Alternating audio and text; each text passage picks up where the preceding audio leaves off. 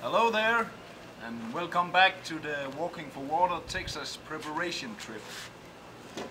We have packed some of our things out to have a look on what is working and what is not, because as you know, this is a preparation trip, so I'm testing which one of my things is usable and which ones could be better. I have tried to make 3 small piles of things which is very useful, which I have to have, and which I actually would be able to live without. And it might be shocking to see how big the pile of things that I could actually live without is. Some of the things, my sleeping bag and my tent, of course I cannot live without those. But the thing is, look at his sleeping bag and his tent and compare them to my sleeping bag and my tent, and you sort of get the idea where the problem is. It's way too big. Too big and too heavy. Yeah. At least for this climate. Exactly, which this might be different. In the beginning, if you start early during the spring in Europe, you might very well need both, or at least a sleeping bag. I don't know about the tent. I don't think you need such a big tent. But it's a very good tent. It's a comfortable, good tent. But yeah. But I might not need as big as this. No. Matt's tent is very quickly to put up. Yeah. And my tent becomes very hot during the warm nights. Yeah, so does my tent. I think any tent becomes hot, unfortunately. It's difficult to do much, but at least the size can be reduced. One thing that I think is pretty important when we walk like this, and we have to we pack everything. We pack up everything and then pack it down once a day. I really like a tent that's self-supported. That you don't have to use tent pegs every single time. The tent pegs can be very hard to put in the ground because the ground is hard in some of the places we are camping. Yeah. So that's at least 2 of the things that I could live without. Then I have brought an awful lot of warm clothes. All of the clothes in these bags are clothes for warm weather, and of course it's good to have something for cold weather, of course. Yeah, you have to. I mean, the clothes are always going to have to be adjusted according to the climate you're in. But I mean, the coldest temperature we've had since Charlie has arrived is 19 degrees Celsius. That's the coldest. Yeah. Yeah. So. So it hasn't been necessary with all those with the long sleeve pants, maybe for fine use. But then again, we are men of the street, and we don't have to be pretty. We just have to. We have to be tough. Yeah, we have to be tough. And also sleeves for my zip-off pants. It doesn't weigh a lot, so it might as well be good to have. Yeah. But it's just things that I haven't been using on this trip anyway. And it really has to be cold before you freeze your legs. Yeah. You do need some sort of long pants with you, but I mean it doesn't have to be much. If you have to go to a mosque or something. Yeah. Well, even sometimes you go out at night to a better restaurant or something, or you might want to have something. But yeah.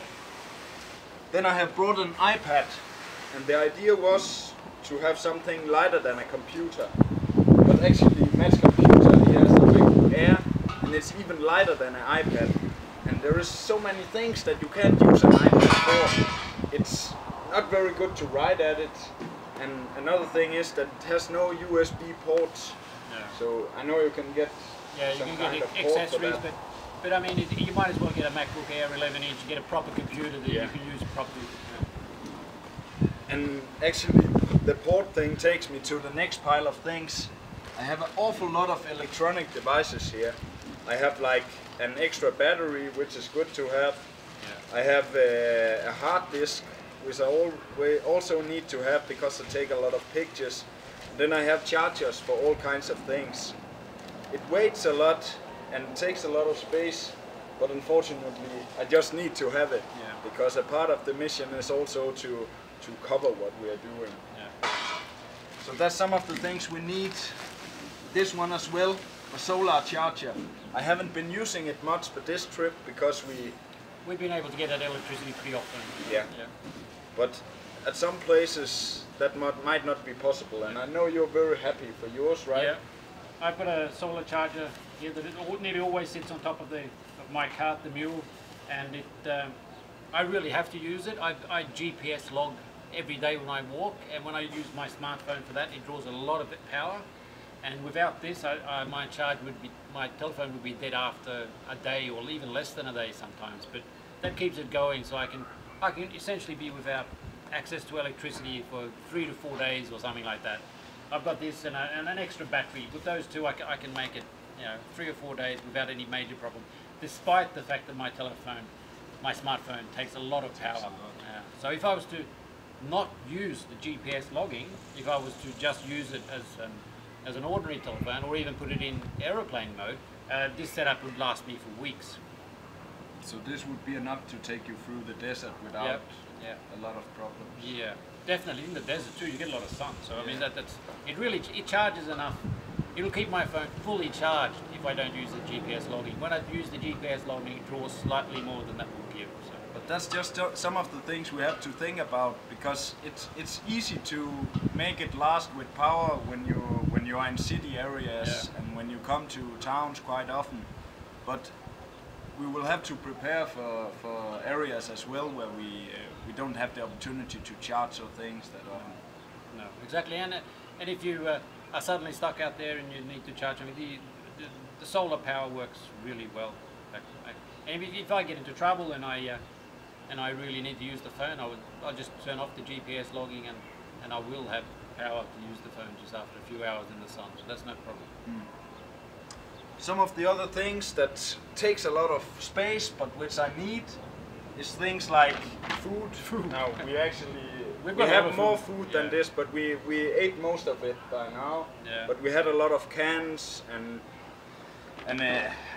like nuts is a good thing. It's quick energy and it's good energy. It's high quality. It's good oils and carbohydrates and a lot of really good quality energy in a reasonably small package. We've carried some hydrated foods, cans and some satchels of stuff, which you'd never normally do if you're backpacking and carrying it, but because we've got carts, we can carry a little bit more stuff like that. Then I have my mattress, which can be blown up. I know you also have one that you can... I've actually got two. I've got one cell phone one here that's very light, takes a bit of space, but it's very light. And I tend to use that as so I can sit on it during the day every time we stop. And that's very good to have something like that. It doesn't have to be this big, even if you just have one of those for your bum, a bum thing. That'd be really good. And then I have my inflatable mattress because it's a lot more comfortable. And it actually packs down quite small and it's not very heavy. And it also, I have this as a backup. If this actually punctures, then I will still have something to sleep on. So. Yeah. I might consider get one of those as well, at least to sit on. Yeah. Because you don't, every time you have a break, you don't want to blow up your air mattress. And it's surprising the amount of times you actually do want to have a sit on something. Yes. We haven't had much wet weather, but during my test walk in Sweden, it was the wettest summer for over 100 years, and I really enjoyed having something to sit on. I can imagine. Then I have some clothes. I have synthetic t-shirts like this, which I'm actually using all the time. I have 3 of those, and I enjoy wearing them a lot. And I don't really think for a trip like this I wouldn't need more than 2 of those. But I brought an awful lot of clothes just to change and spare. But you don't have to smell good, and you do have opportunities when you come across a river to wash a little bit of something, and my experience by now is that you will get invited in places where you have opportunity to wash, or you might find a camping place where you can wash, and you actually don't need that much clothes as you think. When you're out walking, the days you're walking and camping in the wild, you can be pretty rough. And I have 2 or 3 t-shirts and a shirt that I wear during that, and I always have one other shirt and one other pair of pants that I keep clean if I need it. But they're only small and they pack down really small. But when we're out in the rough stuff, you don't have to worry too much about anything. Then I have some very light and light colored shorts. I have 2 of them.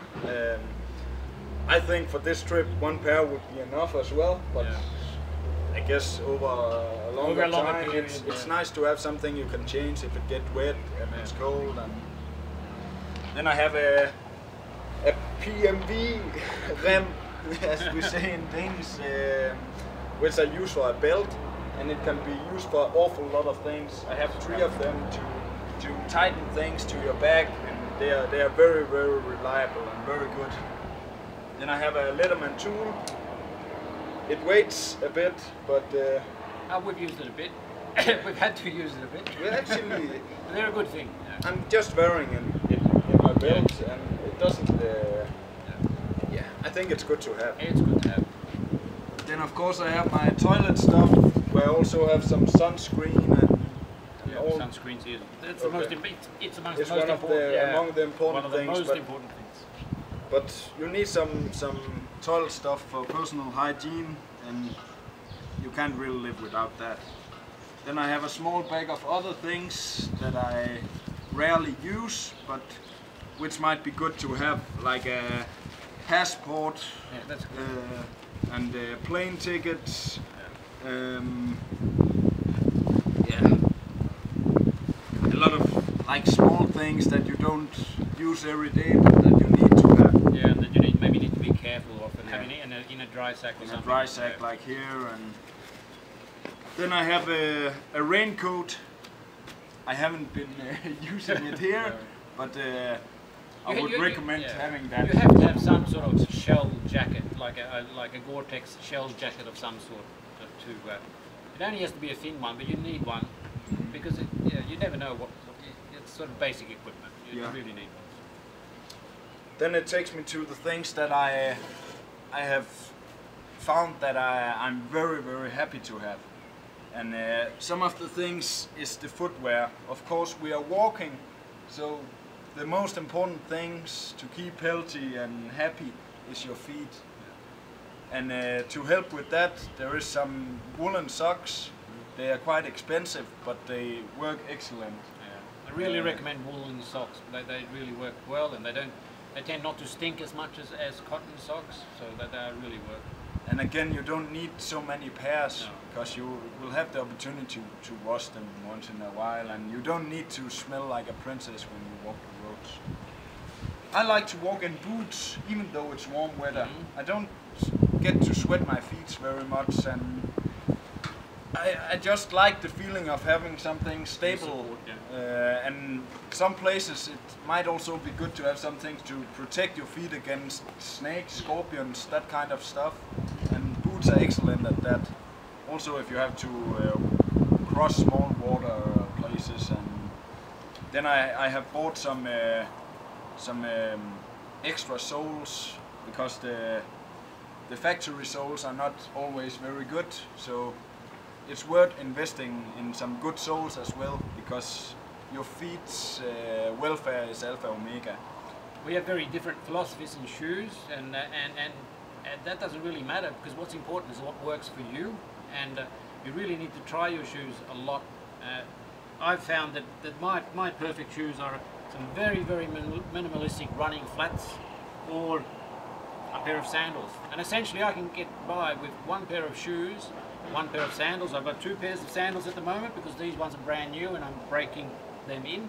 So I always make sure I get a new pair of sandals before the old ones are completely worn out, so I can get used to them before I have to throw the old ones away. So, and if we were walking in colder weather, I would definitely have a slightly more rugged shoe, possibly with a Gore-Tex lining or something. I think part of the thing is also that you don't have any weight on your back. The way I carry it, so the way I don't carry anything, rather. Yeah. So you don't need the support actually. Not in the same way anyway. Then, as we said before, the sunscreen. It's very important in places like this, because the sun is merciless. Yeah. And then I have a rather big camera, which I'm looking into right now. Yeah. And I had my doubts if it was worth it to bring such a big camera. And actually, before this trip, I would say no. I don't think I'm gonna bring it on the real big trip, but I think I am actually. Yeah, it's not a It's bad good idea. to have a It's good camera. You get better quality stuff with a reasonable camera. You have to make compromises if you go for a smaller. I've got a much smaller camera, which quality-wise is actually probably better than the big camera. Within its limitations, it only has a fixed wide-angle 28mm equivalent lens. So I don't have a zoom or can't change anything. But as long as I can get by with that view, surprisingly enough, this camera actually gives better quality than, or is at least comparable quality to your camera. So you can find small stuff, but there's always a compromise. What else do we have? I have bought something over here which I would like to present to you some other day, but it's quite smart actually. It's called a BioLite camp stove, and very shortly the thing is that you don't need any gas to use it. You just light some paper, throw some small twigs in it, yeah. and there is like a fan that makes it start very quickly, and then you can have you can boil your water in 2 minutes. Inside my pot here I have other eating equipment, like some pieces of paper and matches to start the fire, and what do you call spork? Yeah, Spork to yeah. eat, and that kind of stuff. It fits fine in the pot. Yeah. And that's, we've tried this a few times now, and it lights up very, very easily. It takes well, nearly no time at all to light up. And the most impressive thing I think with it is that you can boil some water, quite a lot of water, in a couple of minutes, 2 to 3, maybe 4 minutes, depending on how much water it is, with just some twigs. It's really, really effective. So it's worked great. And you can also charge your electrical devices with it. It doesn't charge too fast, but as an emergency charge. As an emergency, it actually works. You can charge up your phone in an emergency. You'd have to find a few more twigs, because you actually, to get 60 minutes of talk time on your phone, you need to charge it for 20 minutes with this. So you have to find some more twigs than you would normally. But it's a perfect emergency thing. And it's actually quite a good complement to the solar power, because if there's no sun, then you can actually use this to get some emergency power. But I think we will have a closer look at that some other day, maybe in another video. We had to take a quick break there due to the recording maximum on the camera. But I was just about to talk about the duct tape, the last thing among my very important things. And the reason I have brought that, as everybody knows, duct tape is incredible for anything. Whatever breaks, duct tape can fix it. Especially if you have an Emu. And I've been using it a lot on my Emu. Because the wheels, they're not very good. Not for hot concrete and sun and a lot of miles. No, essentially, much after the second day, it got too hot for the rather soft rubber wheels that the golf cart has. Yeah. With nice wide soft wheels, not to damage the putting green, but they didn't really stand up to the load and the heat here in Texas. No, they started disintegrating pretty much straight away. So duct tape has been used to keep this unreliable cart alive for how many days now? 10 days walking. We've been walking for 10 days, and it was probably on the second day we started using it, or on the third day. So it has really been a good thing to have around. And that actually brings us to talk about the carts. Yeah. I was bringing this from home, and the smart thing about it, the idea is that you pack your load on it, and we call it the Emu. We had a competition on on Instagram. We had a competition who could find the best name. And, best name for it. Yeah, and Christer Hedberg came up with the Emu. So that's what we called it. Actually looks like a very short-legged emu. It's like a mini ostrich. Yeah, and it's actually about as useful as a pack animal as an emu is. So it's a pretty good name. Well, it's a useful wagon if you have less than 25 kgs. Yeah. Because what's so smart about it is that I always carry my backpack here with my camelback and with my expensive things, so I can use it as a day pack. And it's a very good, it has some good, what do you call this? Straps. Straps to wear it good on your back. And then you can put the main load,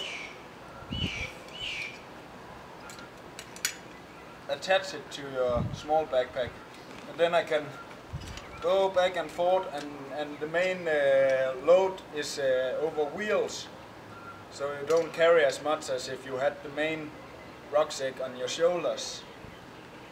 And the idea is good also because that if I was to come some places where it was not possible to use wheels, I would be able to pack it down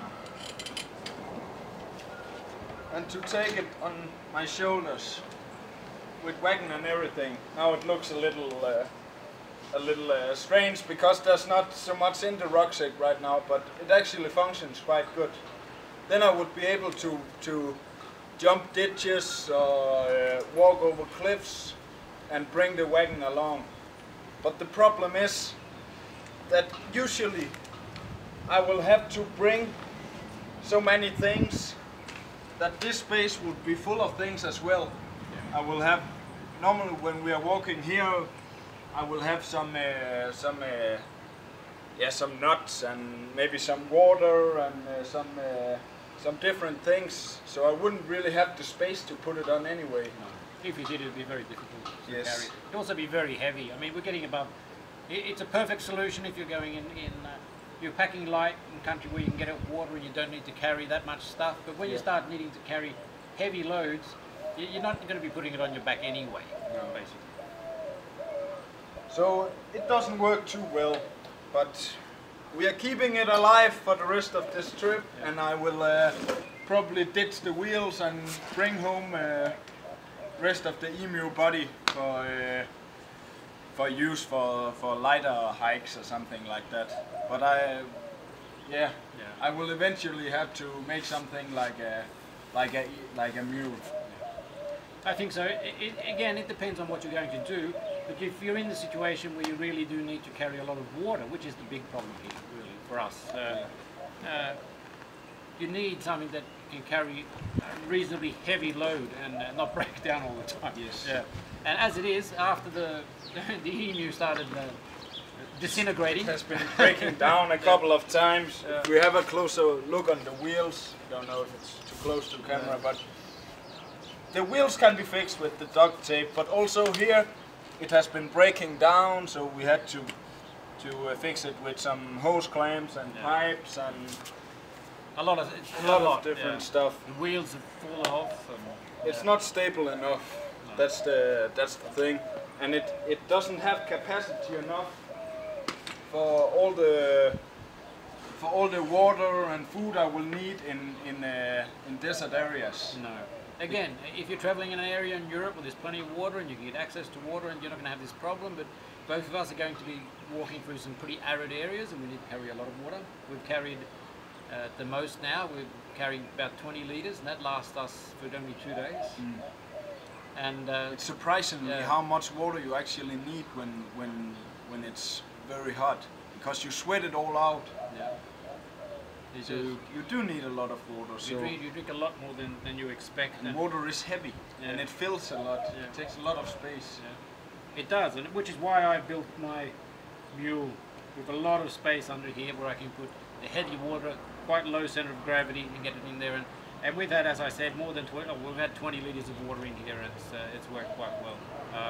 20 litres of water, that's enough for me for 3 days. We've been making it do for 2 days for the two of us, which is probably on a really hot day not quite enough water. That's 5 litres a day, and you probably need 7 maybe 8 litres a day per person on these really hot days. But I can carry enough water in this to last me 3 days, which wasn't planned from the beginning. I knew I'd be travelling through some pretty arid regions where I would have to carry water. I wouldn't be able to find it, so that was why it was built like this to begin with. Unnecessarily big, a lot of people think, but I do need the space. Yeah. Some of the other things that has been a problem with the Emu is that since I have to drag it behind me, I cannot keep a watch on it. Now we are 2, so Mats can always see if something is falling off. Yeah, I've been walking behind, picking up bits and pieces and wheels and stuff. A strap goes into the wheel, so it's not worn out. It's good to have someone behind you, but eventually I will be walking alone, and then it's nice to have your luggage in front of you, so you can see if something falls off, so kids don't steal things without you noticing. And also you can actually have a camera or somewhere here. You have like a small table. Yeah. You have stuff here, so you can go and do things, put it down again. I don't have that opportunity because I don't have the table in front of me. And if you do want to pull this, in France we actually had this rigged up so we could pull it behind us. So it's quite possible to rig this up and pull that as well. It's no problem, if that's what you want for some reason. Another good thing about the mule is that, of course, it's very, very good to rainy weather, because you have this aluminium box. I also have like a rain cover for my rucksack, but it's just not the same. No, it's not the same at all. This is completely waterproof. It is lockable. I mean, I wouldn't leave valuables in it. You know, I take my valuables with me if I go in shopping or something, but I can lock it outside a store, and I've got a little thing. I can lock it to something and lock and I can go inside and shop and just take my valuables with me in my little valuables bag, and it's quite safe. And it's been in some pretty tropical storms here. I've had some really, really heavy rainfall here in America, down in Florida, and everything's just bone dry, not a problem. Another good thing we have been talking about with the mule is that you have this sign on the side of it. Yeah. It's always good to do a bit of advertising. It gets people talking to you. They can check out your website. We've had people come up to us that have been on the website, seen what we're doing, become interested, and come and offered us help. So it's great. Actually, a lot of people, especially here in America, will come and approach you because they already checked out the website, because they've seen it, and then they come and want to hear more about the project and stuff like that. And if you didn't have the sign, they will maybe just think you were some kind of hobo or weirdo. It makes you look a little bit more serious. It gets people interested. I've had a lot of people, a lot mate, but I've had a fair few people start following my walk, liking the Facebook page because they've seen the sign. I've had a few comments. I saw you walking past whatever town I happened to be walking past. Love the idea. I'm going to follow you. Blah blah blah. So they wouldn't have seen that without the sign. Great thing. What more is there to say? Access, I think, when you talk about access. Yeah. It doesn't take long to get you things in the mule, but it takes me an awful lot of time to pack the things down. And as anyone who has ever been wearing a rucksack for camping knows, what you need is always in the bottom. So it takes a lot of time to pack it up, pack it down, and strap it in, and make sure you don't strap it too hard and destroys anything. And with this, it's much easier just to put it down, close the lid. With this big lid, as long as I plan what's inside there reasonably well, I can get everything reasonably. And we've seen that. I mean, even though part of it's because Charlie's tent takes a bit longer to put up, but I mean, I've been doing this for a year now, so it takes me 15 minutes to pack up and pack down of a night time, and it goes pretty quick, doesn't it? It does. Yeah, it does. Yeah. So, I think I'm very testing Matt's patience because he's using a lot of time waiting for me packing up and down every day. But that doesn't matter. We can't walk all the time anyway, so it doesn't really matter. It hasn't been a problem, but it is important, I think, if you're going to live with such a long time, to have stuff accessible. Yes. And I mean, if we were to get me hungry, and there was to be a deer walking across here, and we needed to hunt it, you just grab my boomerang quickly, and I could catch the dinner. So I mean, just those sort of things that you can get at the stuff you need quickly, easily. It's quite handy. I need to get myself a boomerang. I can hear that. Well, if you don't want to go hungry. Yeah. Either way, I don't know, is there anything more to say actually about the... No, quite two different philosophies, and I wouldn't say that the two-wheeled approach, being able to move it onto your back, is in any way wrong. I would recommend that you get a slightly more stable chassis than the golf cart thing. I don't think is strong enough, basically. Yeah. There's a company called Burley that makes cycle trailers. They make a thing called the Burley Travoy, which is a nice, stable little setup, and I don't think it's much heavier than that. I think it's a quite proven load carrying capacity. So if that's what you want, and you want something small and simple, and you're not going to be carrying a lot of water, have a look at one of those.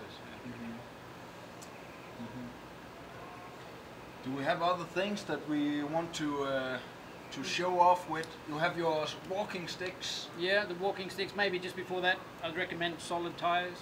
Yeah. I had a lot of punctures in the beginning, and I moved over to solid tires instead of the inner tubes with air in them.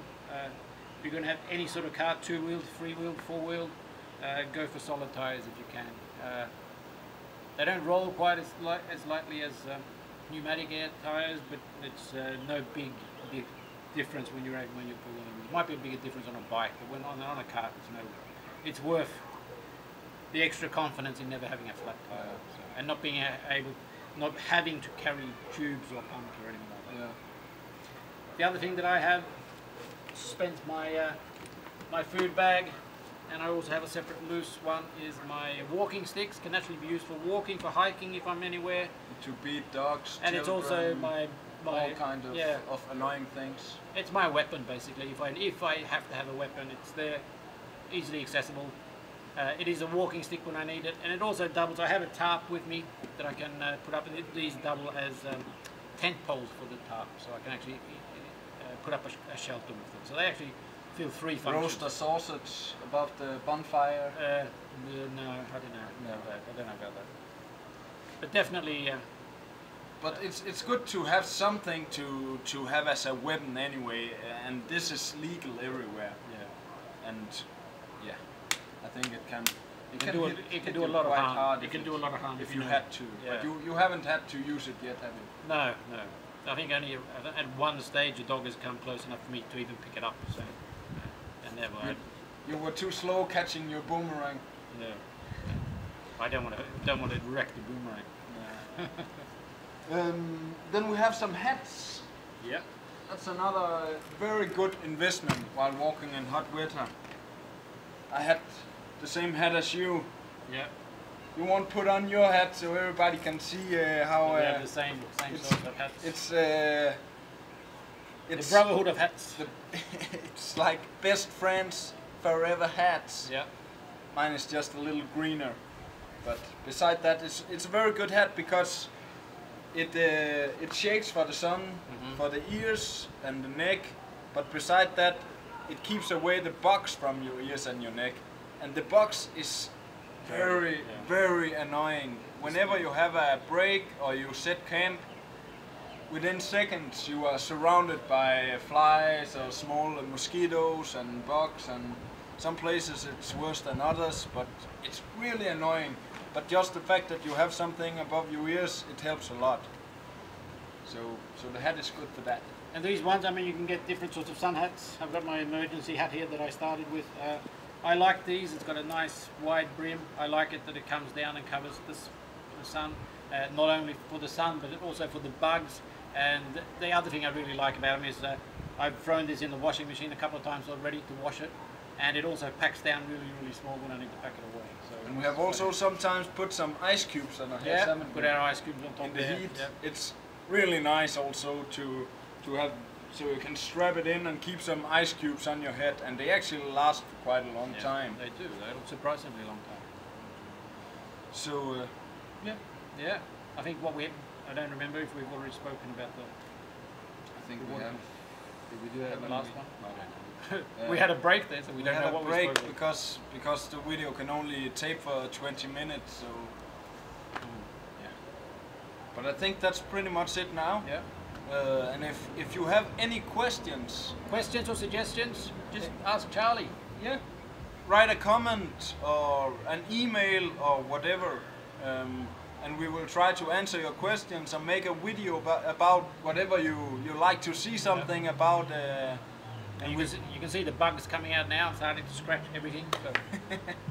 We both have these video uploads, and Matt has on his website, he has some audio podcasts where we also discussing all these kind of things. You could try to check that out as well. And if you want us to talk about something specific, write a comment. Write a comment, yeah. That be it for now. Okay. Thanks for listening and thanks for watching, and I hope you're having a good time at home.